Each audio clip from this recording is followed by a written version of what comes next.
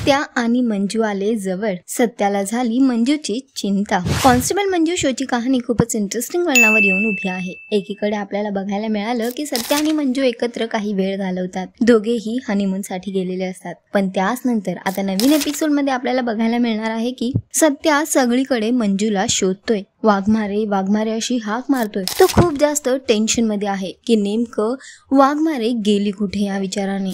तो अक्षरशः रडू लागलाय। इकडे तिकडे सगळीकडे तो मंजूला शोधतोय आणि एवढ्यातच मंजू पर्यंत सत्याचा आवाज पोहोचतो। ती सत्याला समोर बघते आणि खूप खुश होते आणि आवाज देते सत्या म्हणून। त्यानंतर सत्या तिला बघून अक्षरशः रडायला लागतो आणि पटकन जाऊन तिला मिठी मारतो। तर फायनली सत्या आणि मंजूची जवळीक आता वाढताना आपल्याला दिसणार आहे। एकीकडे दोघंही एकमेकांपासून दूर होऊन अक्षरशः कोमेजून गेले होते, पण एकमेकांना भेटल्यावर एकमेकांच्या मिठीत खूप खुश होताना दिसत आहेत। तर सध्या तरी सत्या आणि मंजूची ही एक प्रेम कहाणी नवीन वळणावर येऊन उभी आहे।